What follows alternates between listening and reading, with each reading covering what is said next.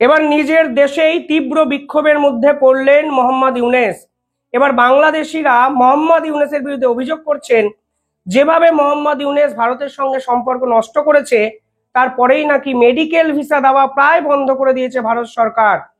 মোহাম্মদ ইউনূস বিকল্প উপায়ে চীন সফরে যাওয়ার চেষ্টা করেছেন এবং সেখানে মেডিকেল সংক্রান্ত একাধিক ডিল করার চেষ্টা কিন্তু করছেন।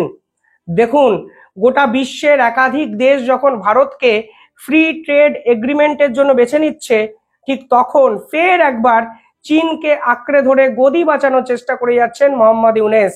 চীনের ডেট ট্র্যাপ ইতিমধ্যে শ্রীলঙ্কার মতো একটা দেশকে কিন্তু দেউলিয়া ঘোষণা করে দিয়েছিল এবং পরবর্তী ধাপে বাংলাদেশের ভাগ্যে এই চীন সরকার যেভাবে উঠে পড়ে লেগে আছে, ভবিষ্যতে এই চীনের ডেট ট্র্যাপ থেকে মুক্তির উপায় মোহাম্মদ ইউনূসের কাছে কিন্তু আর থাকবে না। তথ্যে ফিরি, তথ্য কি বলছে?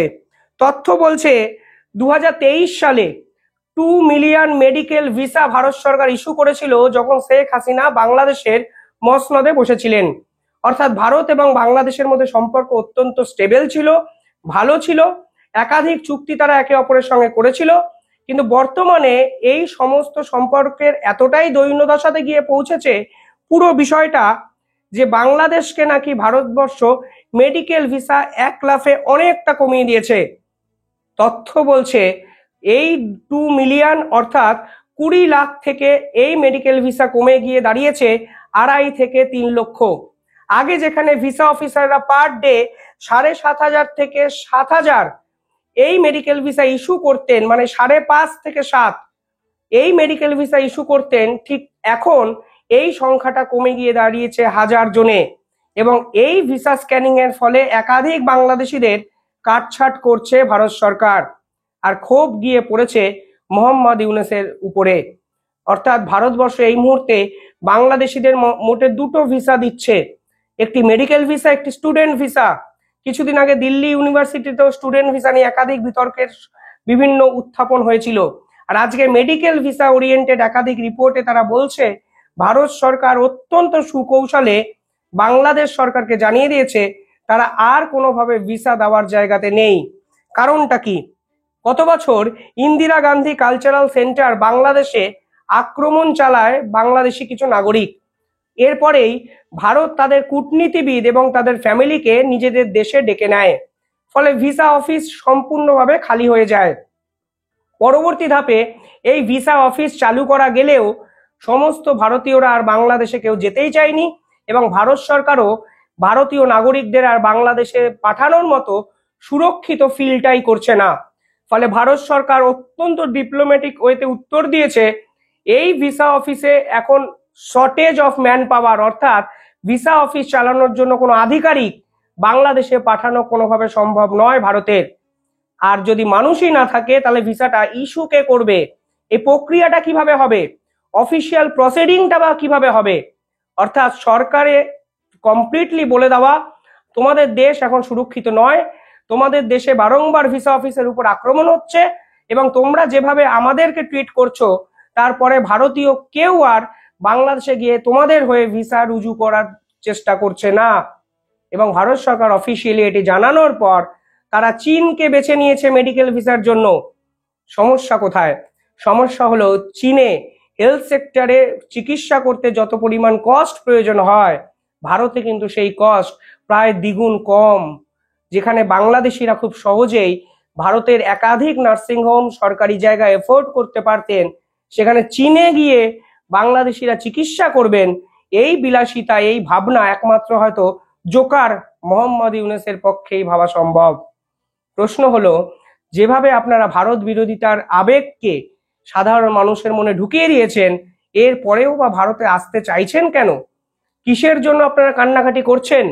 প্রতিদিন একটা করে প্রেস কনফারেন্স করে কেনই বা বলছেন আমরা ভারতে যেতে চাই চিকিৎসার জন্য?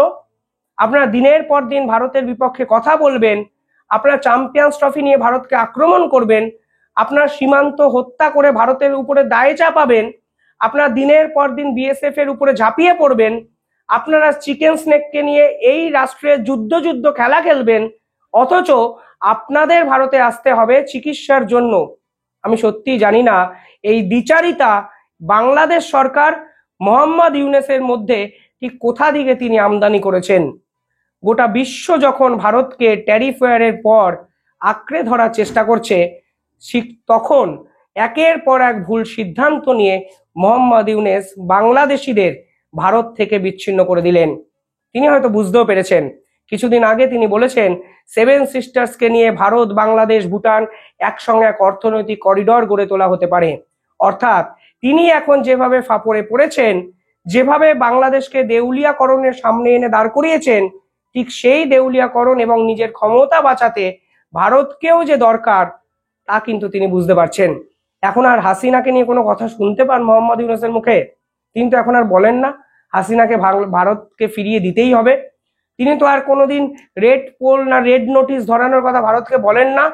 তিনি তো বলেন না দিনের পর দিন শেখ হাসিনাকে চেয়ে প্রত্যর্পণ চুক্তি, একাধিক লেটার, একাধিক মেসেজ ভারতবর্ষের সরকারকে করার পরেও একটা উত্তরও তিনি দেননি।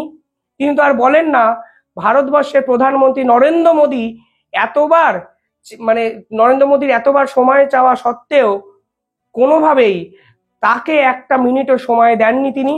অর্থাৎ সরকারি বলুন বেসরকারি বলুন, সকল জায়গায় বাংলাদেশকে কার্যত অগ্রাহ্য করে ভারত সরকার কমপ্লিটলি ডিপ্লোম্যাটিক ভাবে বাংলাদেশকে এক ঘরে করে দিয়েছেন।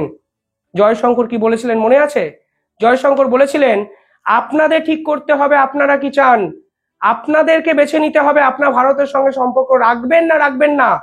আপনাদের প্রত্যেকটি উপদেষ্টা সকালে উঠে শুধুমাত্র ভারত বিরোধিতা করবে আর দিনের বেলায় চাল, ডাল, দুধ, গম ইত্যাদি চাইবে এবং এখন মেডিকেল ভিসা চাইবে, তা তো হতে পারে না।